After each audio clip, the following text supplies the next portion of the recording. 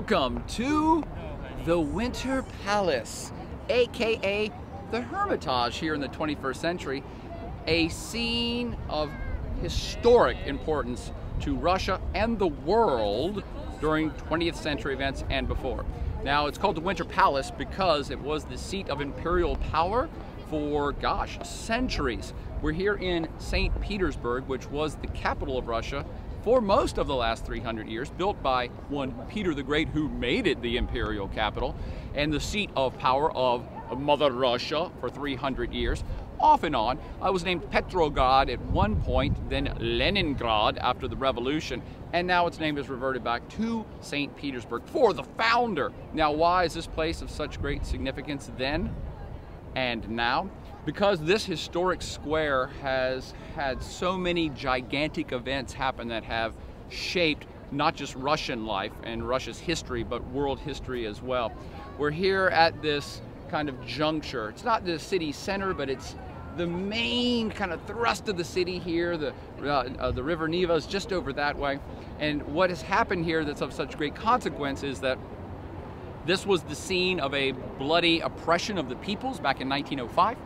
As we've talked about in different lectures, the monarchy was kind of shaky, kind of corrupt, not doing so well in the end of the 19th century, heading into the 20th century.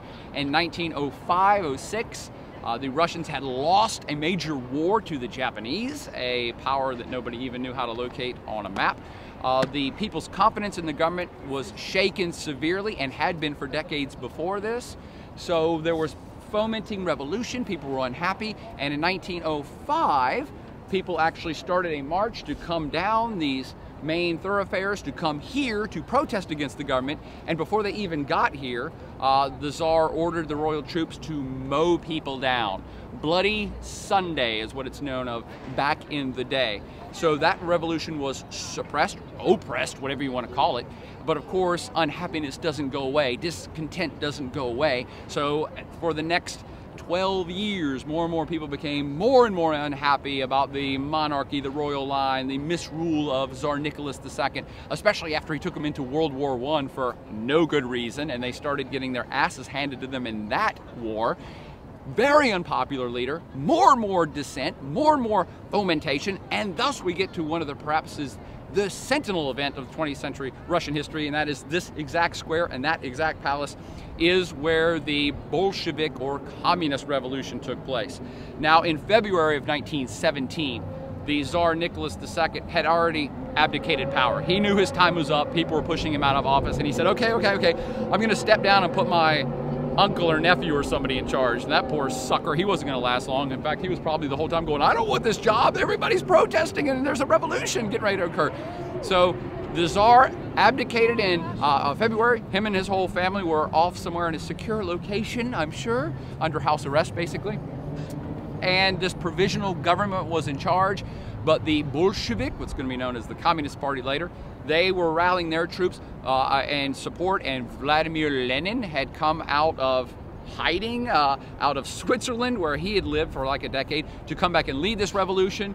They get people whipped up and rallied on the streets, and from February up to October, the Bolsheviks had kind of wormed their way into power in the government, had kind of wormed their way into power into the Navy, and actually had taken over the Peter and Paul Fortress down there, the original citadel of St. Petersburg, and pretty much had pointed the guns over here at the Winter Palace in preparation for this revolution, and that revolution occurred in October 1917, days that shook 20th century history.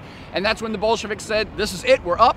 The people had had enough of the provisional government. They storm in here into the Winter Palace, physically into that building behind us, across these very stones, and arrested everybody in the place. All the provisional government was arrested. They already had the royal family arrested, and thus started the wipeout of the old way, throwing out of the monarchy. It's over for that period of Russian history. And now we're going to have a new type of system of government where the people are represented. And what are we going to call this type of government? Communism. That's what they started to do here. That is the history, maybe the blood-drenched history of the stones around us and that building behind us. The former site of where all the royal families, the Tsarist line, used to reign. But why is it important in today's world? Dude, it's awesome for starters. grand architecture like this comes from grand old imperial lines. They don't make them like they used to anymore. And this is still a scene of huge reverence for Russian people for the events that I've now described, but also it's a major site of world tourism, because once the People's Army took over Mother Russia and made it into the USSR, that's communism. In communism, everybody owns everything. Everything is for the people. And so the Bolsheviks slash communists would have taken all of these former possessions of the royal family and made them into buildings that were for the people and by the people and of the people. And so the Winter Palace became the Hermitage, something that we now visit in today's world, 21st century, because it's one of the biggest, if not the biggest, collections of art on planet Earth. One of the former czars, Catherine the Great, was a huge art collector. She's back in the 18th century. And so she was storehousing tremendous volumes of world art.